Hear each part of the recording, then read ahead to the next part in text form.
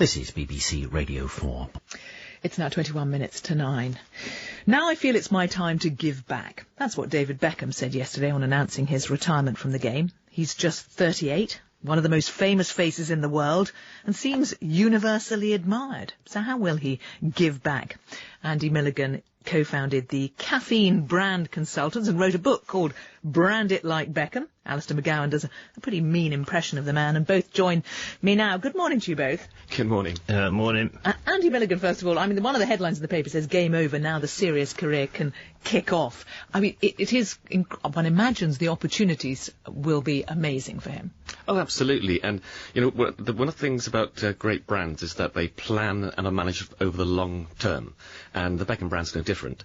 So you can see over the last 10 years since he moved his management to Simon Fuller's 19, that he has diversified. The fragrance business and the fashion business has grown with Victoria. The football will continue, I'm sure. He's talked about investing in a franchise in the Major League Soccer, which, by the way, since he was so successful over there, has risen in price about 4 times.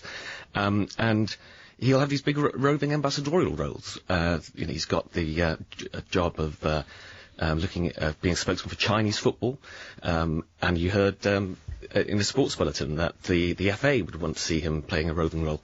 And I think that's part of the wonderful combination about Beckham. He does give, and people reward him for it, with whether it be contracts or buying his products, or long-term ambassadorial roles. Or indeed impressions of him, Alistair McGowan. What would you like to see him do now? Well, he could do any number of things, really, couldn't he? I can't imagine him being a manager or a pundit, really, but having seen him popping up in a few adverts and things, his acting actually is surprisingly good. He's certainly not in the Alan Shearer sort of camp of performing footballers who can never really seem to make anything live. But I can imagine Beckham going on to do movies, and you know, but one thing I'm sure today he's going to say to himself is, you know, obviously now I'm going to have to take a long hard look at the mirror, at myself in the mirror, and so no change there. I mean, in a way, that was one of the surprising things about him, was his voice, that it was far more high-pitched than one might have expected. We've all gotten used to it now, but initially that was Alistair McGowan. Somewhat surprising. Is it easy to do?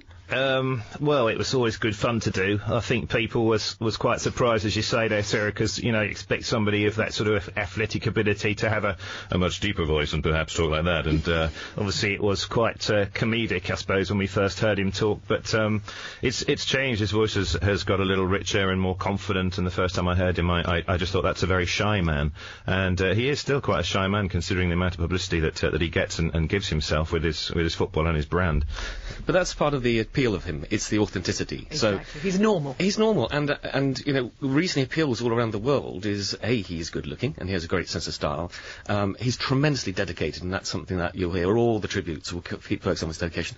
But this point about he just comes across as very authentic, and people like him as a sort of down to earth. He's a family man, so and he's a family. Yes, exactly. And again, you know, these things are very important all around the world. And I think again, it's authentic. It's something he is genuinely. And having played football now in 4 different countries, of course, we should remember he's probably going to be fluent in 4 different languages. So really, in terms of what happens next, I like to think le monde est mon huître. And we should say, because he is retiring from playing football, that he was a remarkable football player. What he achieved. Sorry, isn't that a bit obvious? Well, I know, but it's been undoubted. It's been undoubted, isn't it? And it must be a source of frustration for him that, despite the fact that he's won more caps outfield than any other English player, he's won more titles than any other player in 4 different countries.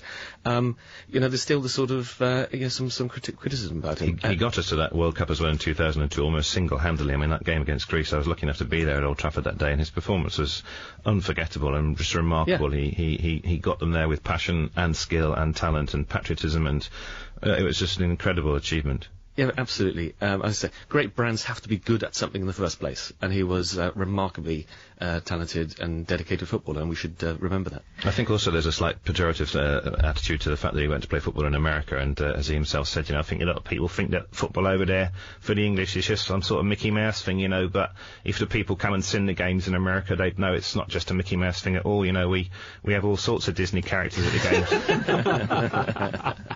Alistair McGowan, Andy Milligan, thank you both. Thank you very much, Sarah.